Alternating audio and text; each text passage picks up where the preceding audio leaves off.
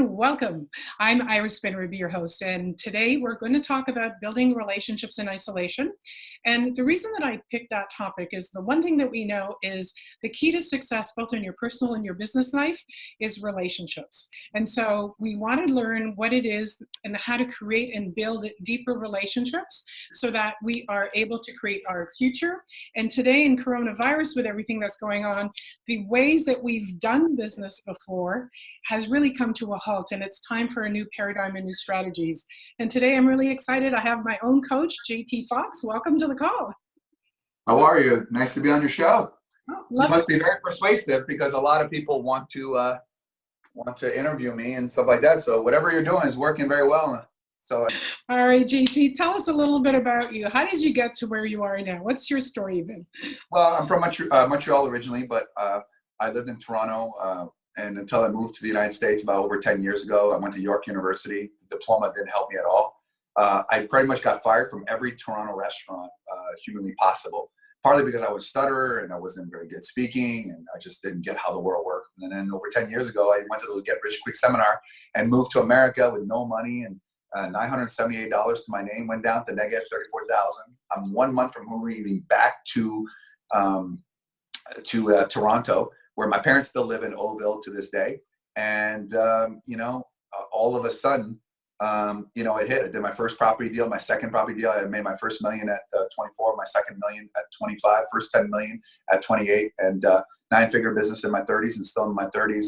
And, it's not bad for a guy who came from Toronto.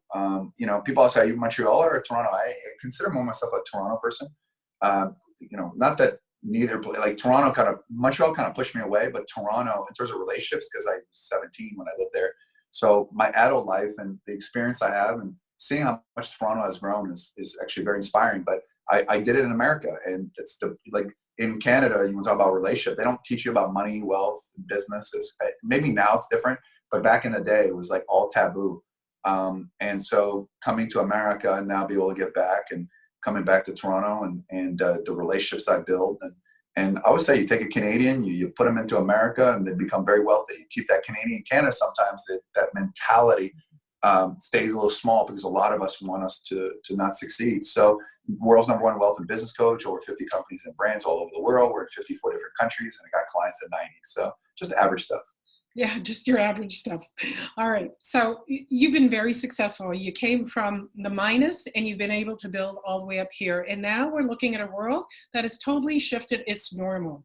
So we need a new paradigm, new ways of reaching out, of strategies. What would you say is the #1 way to build, strength, and create new relationships? Well, I think #1, now is the time to make those relationships. I mean, to be honest with you, this was 2 weeks ago and you wanted to interview me, there was 0% chance. Every 5 minutes of my time was scheduled. It still is every 5 minutes. But now, like myself, like you guys reached out to me to interview many times. I'm doing the same with other successful people too. And everyone's at home. Everyone's bored out of their mind, right? And smart people like you, what we're doing right now is we're planting seeds. And I think this is the ultimate equalizer. I think when this is back to work, everyone is going to be like in a pack, and those smart people like yourself and Wayne that are in front will just, but a lot of people are just, I'll wait till it comes back. They think this is a holiday. This is not a holiday. This is a time to sharpen the axe, reinvent yourself, look at every system, turn your weakness into your strength, reciprocal relationships, not just one-sided. So good. Yeah, let's touch on that. What does that mean, build relationships? Most people are like, what can you give me? What do you have that I don't have? Well, the key is to be good listening. You can't just ask people saying, well, is there anything you need? Because I'll tell you, no, I'm good, right? But for example, if you said, hey, we'd like to promote your platform. We have a database. Can we do that?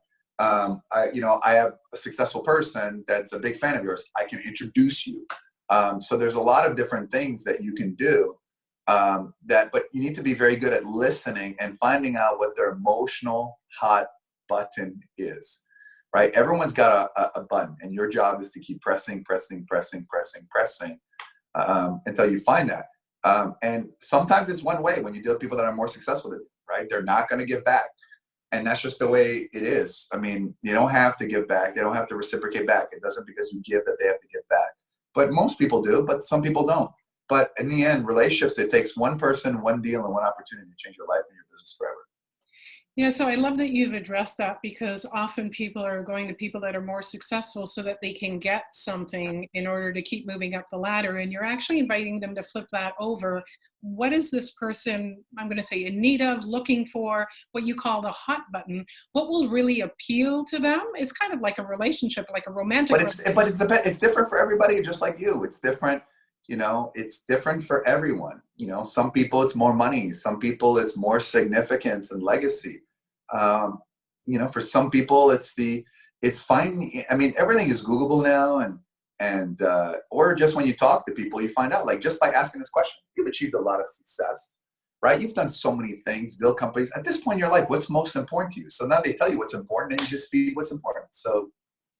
What a great question. What's important to you? You get right to the hot button. But you don't say, like, you can't just say what's important to you, because it's like kind of like position it. You've accomplished so much. You've done very well. You've done this. At this point, like, what's most important to you? And then you'll actually get the real truth, believe it or not. Yeah, and I like that, because you were talking about really listening, and not about listening in order to get, listening in order to respond, but really hearing what's important to them. And that's the connection. But the problem is that most people, and people trying to network with me all the time, they want to tell me their life story, and they want to impress me with their success. And with all due respect, I own over 50 companies and brands. You're not going to impress me. Just like I'm not going to impress Elon Musk. Hey, Elon, I've got 50 companies and brands. You'd be like, so what? I have 3 publicly traded companies that I run at the same time. Like, right? And 3 of the most hardest industries: cars, solar, and space. So would you think Elon's going to be, and he's worth like 40 billion, whatever he's worth, depending on the market. What's that going to be? What's that going to make that big difference? All right, great. So let's get into mindset, because often people come to something like this, like a coronavirus, and they often feel stopped in their business. And I do understand that there's an opportunity, but there's got to be a shift in the mindset. What would you say is a number? Right, but here's the thing. People were complaining 2 weeks ago that there was no opportunity. So that was the mindset. It's too hard. It's too, and 2 weeks. It's been 2 weeks. And now they're complaining there's nothing. People always complain. Stop talking about it and get it done, right? It's that difference between reactive and proactive, right? I mean, I'm very successful. I got a lot of money. I don't need to work. I've been working 20 hours a day, 20 hours a day. I'm acting like I'm broke again. So, like, stop complaining and do something about it. And so I want to go back to, for people that are feeling the anxiety, the stress, the loss of control of what's happening around. Well, they need to talk to somebody. They need a coach, first of all. And the whole thing is this notion of people saying, like, a coach like yourself. I'd be like, you know what? I'm going to figure out myself, or I don't want to spend the money because we're bad. So what they're doing is they're self-destructing themselves even more. They're going to dig themselves into a hole that may take years and may never get out to it. So when people are anxiety, or they have relationships, or they're unsure about themselves, right? This is the time where they need to reach out to people like you and say, you know what? Here's what's going on. Because what you do as someone who's seen it, who's done it, from what I understand, you've spoken in Africa, all over. Very few people in Toronto have ever done that before. You've inspired people all over the world, in America, everywhere, right? And talking to you would say, yes, good idea, bad idea, not good idea, do it this way.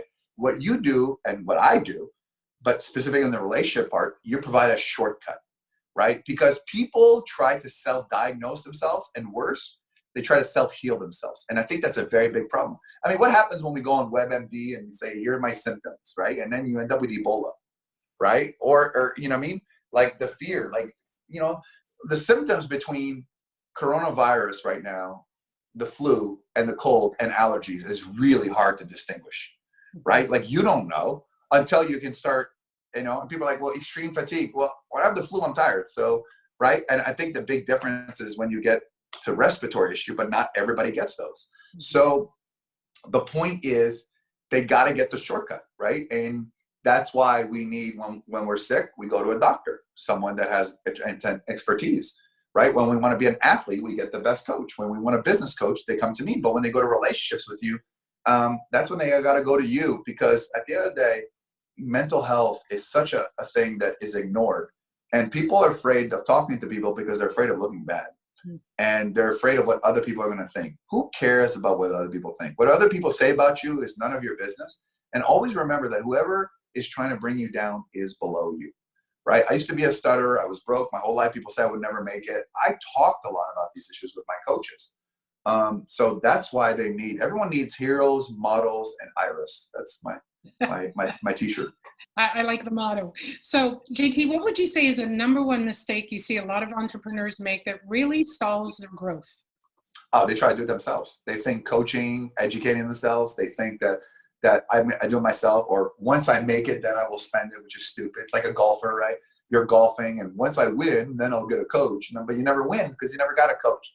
It's that short-sighted message. Think about this, right? Universities condition us that we need to go through internship and schooling and all this stuff. That doesn't make sense. Right? It doesn't. So you wouldn't have a doctor be like, we'll figure out medicine, and then when you're ready, we'll put you in the field. It's this notion. There is no such thing as a self-made man or woman. So that was my point on that. Yeah, I like that. There's no such thing as a self-made man or woman. So it really talks about how we need to be building that network, those relationships that we can both be hand in hand. And like you said, sometimes you don't get it back, but a lot of times you get to create something even stronger in relationship. Yeah, you're right.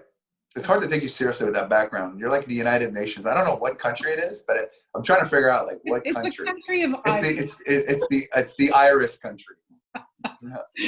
There we go. All right. So if there was something else that you want our viewers to know about, what it takes to grow, to be a successful business, whether they want to be the number one Welsh coach, just like you are, they want to be a serial entrepreneur, what would you say is that they need to start to look at? Work ethic, commitment, ambition, loyalty, and persistence. And none of those cost money, by the way. And would you say that those have been your keys to get to where you are? Yeah. And also the most important is having a coach. I think the most important thing that's ever happened to me is to have a coach. I have had 8 coaches. I still have 4 active coaches, and I'm the number one in the world at what I do. I mean, for anybody else, add me on social media. I just coached 2 people. I had no idea who they are. I looked at them, said what the problem is, and gave them advice. I mean, nobody can do that. Beautiful. So I have a comment here from Joshua who says, glad the comment on self-made was made. That's always been a myth, that people think they can do it on their own. And here's another question. Is it harder to find relationships in Canada than other countries? No, I think Canadian are more relationship driven. They are. I think it's easier to make money in Canada than it is America. But you got to leave Canada to realize that when you go back, you're no different. I think the thing that stops Canada is the mindset that keeping up with the Joneses, don't talk about yourself, or you're going to be American. But at the end of the day, it's called the American dream. There is no such thing as a Canadian dream. It's the American dream.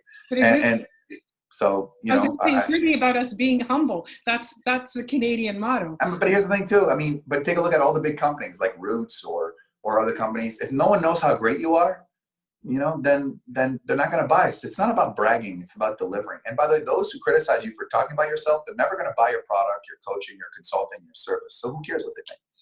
Yeah. So you really need to develop a thick skin as you're doing this. You need mental toughness for sure. Yeah. And a coach to help you through it. All right, JT. So if there was one thing you would hope our viewers take away, what would you hope that would be? I don't know. I thought I did 15 minutes of it. I mean, I think I got tons of information, right? To think about that, should join your country. It's a country where we solve problems, right? You need your own theme song. Oh, Iris. You know what I mean? Like you have your whole song. We can have a French version for the French people. So we can do that too. So another question, isn't being humble when you're honest with yourself good and bad? Nah, I mean, I think humble is, you don't need the cars, the jets, and all that. I think humble is when you're at peace with yourself, that you're giving the best version of yourself. And unfortunately, most of us entrepreneurs, we never feel that way. We always feel we can do more. So. Yeah, and I think there needs to be a balance between self-confidence as to what I've achieved, where I'm at, versus humility. Yes. All right. Thank you. That helps a lot. All right, JT, if people want to find out more about you, where can they find you? Everywhere. Well, they can go to my jtfoxx.com, and all that stuff is there. But more specifically, add me on Instagram and Facebook. But they also can listen to my show, my podcast show. If they go to jtfoxx.com/podcast. I do a daily podcast, all the business news in less than 7 minutes. And yeah. All right. With that, JT, I want to say thank you so much for being on this call, for contributing your time and the difference that you make in the world. Thank you. No, thank you for being this. Your show's amazing. Congratulations on your persistence.